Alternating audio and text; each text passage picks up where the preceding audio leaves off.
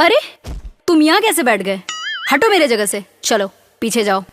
पीछे? तुम्हारा बाप के हो? अच्छा देखो, ऐसा है ना कि तुम अभी हमको पहचानते नहीं हो। 2 मिनट में पता चल जाएगा तुमको। बता रही हूँ, सीधी तरह से बात मान जा और पीछे जा चुपचाप। लग रहा है तुम्हारे बाप का ही कॉलेज है क्या? जी हमारा बापे के हो, जौन करे के बाद कल ही हो। हम तो यहाँ में बैठब। रुक, अभी बताती हूँ तेरे को।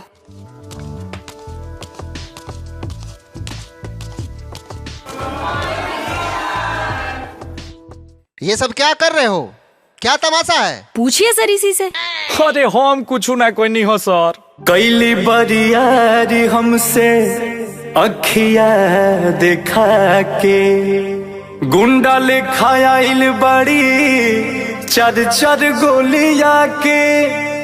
काल खाली गईल रही चाचा के बराती,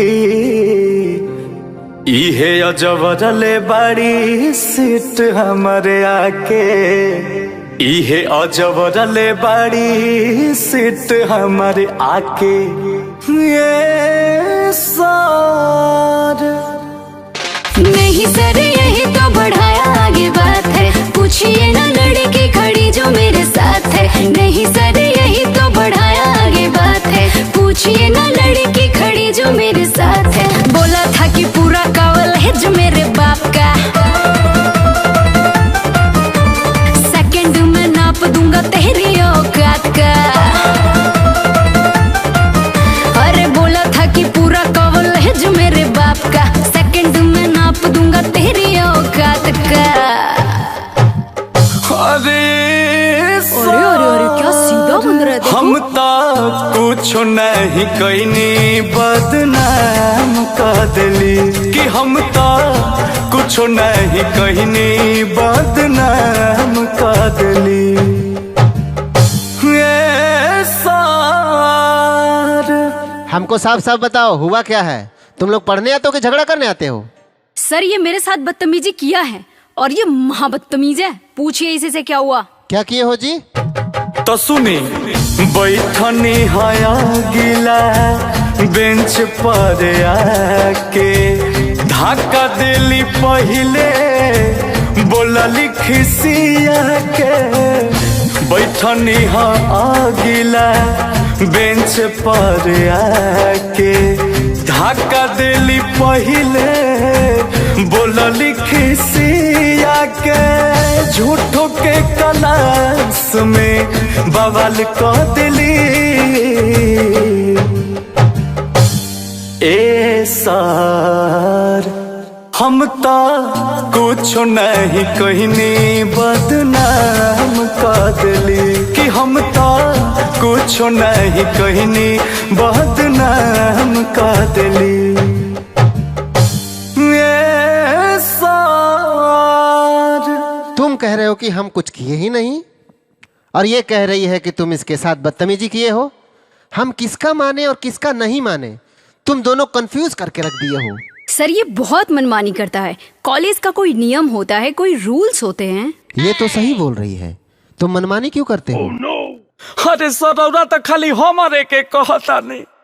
जानता नहीं तो किससे लिया है पंगा। करूंगी धुलाई जो भी माफी नहीं मांगा। जानता नहीं तो किससे लिया है पंगा। करूंगी धुलाई जो भी माफी नहीं मांगा। आज तू कॉलेज के बाहर यदि दिखा, सीख लेगा लड़कियों से बात का तरीका। अरे आज तू कॉलेज के बाहर यदि दिखा, सीख लेगा लड़कियों से बात का तरीका। अरे सर हम तो कुछ नहीं कहनी, बदनाम कर दिली। कि हम तो कुछ नहीं कहनी, बदनाम कर दिली।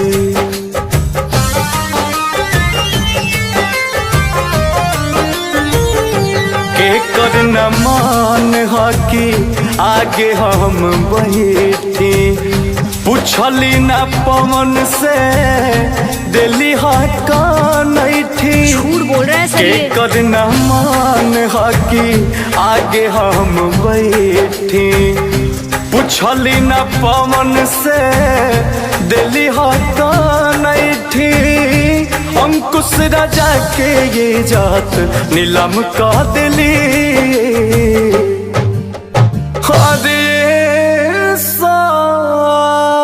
हम तो कुछ नहीं कहनी बदनाम कर दिली कि हम तो कुछ नहीं कहनी बदनाम कर दिली। अरे सार आज तुम दोनों मिलके एकदम से मुझे परेशान कर दिए हो। मैं तुम दोनों को अभी के अभी इस कॉलेज से बाहर करता हूँ। अरे अरे सर ऐसा कुछ नहीं है, हम तो बस मजाक कर रहे थे। हाँ सर, मजाक करत रहे जा। एडजस्ट कर लेंगे, कोई इशू नहीं। हाँ हाँ हाँ।